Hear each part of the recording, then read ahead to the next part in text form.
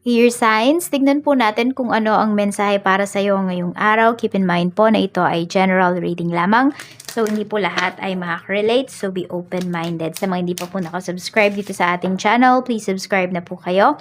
And palike na din po ng ating video. At sa mga nais naman pong mag-avail ng ating private readings, Lucky Stones and Amulet, makikita nyo po yung link sa description box below. Tarot Intentions by Aliana Reyes. So, we have patience. Okay, masusubok yata ang inyong PC ngayong araw, ang inyong pasensya. Healer of the Ages. Some of you are moving forward. If ever meron mang kayong mga hinihintay, tapos, pwedeng hinintay nyo, pero hindi talaga siya nag-progress. So, nasa healing stage na yung iba sa inyo. Deceit. Oh, may naloko dito. Kailangan nyo talagang habaan yung inyong pasensya kasi pwedeng meron tao dito, pinapaasa kayo. Your signs. We have the world. So, madami pang opportunities na darating sa inyo.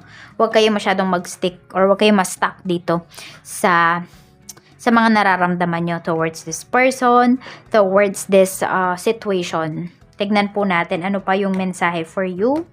Ano pa ba yung mga pwedeng mangyari? Spirit guide, what is patience? We have, ayan. So, sa mga decision nyo pala ito. Huwag din kayong magmamadali or huwag kayong magsasay yes or magsasay no kaagad-agad. Pag-isipan nyo po muna ngayong araw na ito. What is Healer of the Ages? Okay. So, ito ay about sa family. May nagtatampo sa'yo na family members mo? Your signs? Or ikaw tong nagtatampo sa family members mo? Pwede. Pwedeng, feeling mo kasi hindi ka na pinaprioritize nitong person mo or kayo ng family mo. Ayan po. Or may nagtatampo na sa'yo dito kasi lagi ka na lang busy sa trabaho. So, pwedeng lagi kang nangangako na, oo, sige, by ganitong araw, lalabas tayo, kakain tayo sa labas, etc. So, pwedeng ang dami mong promises na napapako na ang daming nagtatampo sa'yo. Or pwedeng family mo, pwedeng mga anak mo, nagtatampo sila sa'yo. Or baliktad, no? So, tignan nyo na lang kung saan kayo maka-resonate na energy. So, what is deceit? Saan ka ba niloko? Okay, sa communication. Ayan. Okay, yung iba din sa inyo dito, could be may moving issues kayo dito. I mean, pwedeng lilipat yung iba sa inyo ng bahay. Tas, nakausap nyo na yung may-ari, pero biglang nagka-problema. Pwedeng, may iba na kaagad na nakalipat. Parang ganyan, parang nasulot. Ganyan po yung nangyari dito. At kung meron naman kayong mga hinuhulugan dito na bahay, na lupa, kindly check kung ano na ba yung progress dito. Kasi ayan po, meron tayo ditong deceit. So, pwedeng merong hindi nagsasabi sa'yo ng totoo dito. Tignan natin what is the world. We have 4 of Pentacles. Okay. So, ayan. So, mga material needs ninyo na sabihin natin, your signs na mapoprovide talaga or mabibili ninyo ngayong araw na ito. Ayan po.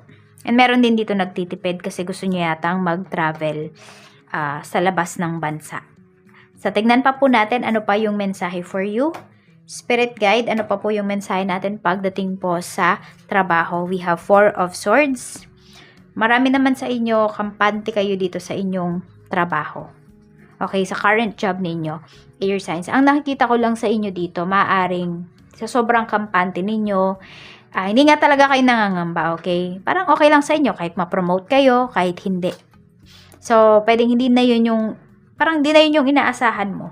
Or siguro may hope ka pa rin, pero napahaba ng pasensya mo dito. Yan, nakikita ko sa'yo talaga, wala kang kabalak-balak na umalis dito sa trabaho mo. So, masyado kang, sabihin natin, komportable sa kung nasaan ka ngayon. Pwede kasi na nami-meet naman yan yung mga needs mo. Kaya, wala kang problema. Ay, hindi mo rin naiisip na lumipat ng work. Yun nga lang kasi, yes, sabihin natin, satisfied ka pa sa trabaho mo. Pero yun nga lang kasi, pwedeng, ang laki talaga ng nakakain ng oras nito sa araw-araw mo. We have Queen of Pentacles. So, ayan po, marami sa inyo, kayo talaga yung parang pag-asa ng family ninyo. Kayo yung breadwinner dito. Ayan, no? So, kayo talaga yung nag-aalaga sa kanila. Or pwedeng yung iba nga po sa inyo, baka meron kayong inaalagaan dito na family member.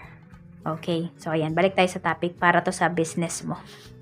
So, ayan po, unti-unti nakaka-recover na kayo, air signs, pagdating sa mga losses po ninyo dito, pagdating sa inyong negosyo, which is good, hindi ba? Napakaganda po nito. Ayan o, ngayong araw, satisfied po talaga kayo. Feeling mo, yung mga nakakaraang araw na hindi malakas yung business ninyo, ayan, nakabawi kayo, nakakota talaga kayo ngayong araw na ito.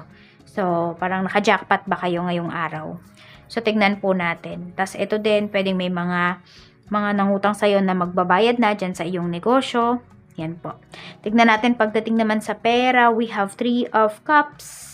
Okay, pagdating naman po dito sa money, is pwede na merong gastos lang talaga na hindi sinabi sa inyo. Okay? So, sabihin natin, kahit maliit lang yan na halaga, meron pa rin po talagang nanloko sa'yo dito, air signs, kasi hindi niya binalik yung sukli. Hindi siya naging honest sa'yo kung magkano ba talaga. So, maliit lang naman po ito, pero kasi syempre, nakakawala ng tiwala, hindi ba? Kapag may taong nanloko sa'yo. Yan pa naman yung pinakaayaw ninyo, air signs, yung niloloko po kayo. Yung nagsisinungaling sa inyo. Ayan. So, actually, yung iba po sa inyo, pwedeng may a-attendan kayo dito na salo-salo or could be reunion. O, ayan, baka magkikita-kita kayo ng inyong family members ngayong araw na ito. So, pwedeng may salo-salo, may konting salo-salo dito. Ayan, tignan natin. Ewan ko, nafe-feel mo naman kasi air signs if may tinatago sa'yo yung ibang tao or wala. So, pwedeng yan yung mafe-feel mo ngayong araw. Tignan naman natin pagdating sa iyong love life. We have 2 of Cups. Ayan, pagdating naman dito sa love life, bigayan kayo dito ng person mo. Ayan yung nakikita ko.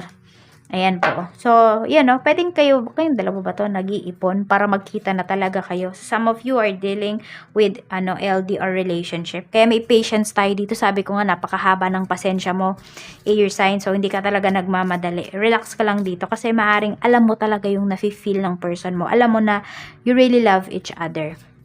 Kaya, kampante kayo dito. Tignan natin. We have Hammer. Ayan, kasi inaayos nyo talaga yung relationship ninyo, binubuo ninyo. Some of you are twin flames. Ayan po. You're working on your relationship. Yan. So, nakita ko dito kasi wala masyadong selosan na nangyayari kasi nagkakaintindihan talaga kayo. So, nag-grow na talaga kayo, okay? Ng person mo or papunta na talaga sa next level itong relationship ninyo kung hindi pa kayo kasal. So, nababalance nyo talaga yung isa't isa. Very komportable din kayo sa isa't isa. Even though yung iba po sa inyo, pwedeng hindi pa kayo nakikita, pero nasi-share mo lahat dito sa person mo at ganun din siya sa'yo. Very open yung nakikita ko na energy dito. So, ayan po yung mensahe para sa inyo, air signs. Ito po yung lucky numbers mo. We have number 29, 25, 51, and 16. So, ayan po. At maraming salamat po sa walang sawang pagsuporta ninyo dito sa aking channel. Magkita-kita po tayo ulit tomorrow para sa ating another reading. Ingat po kayo always. Bye-bye!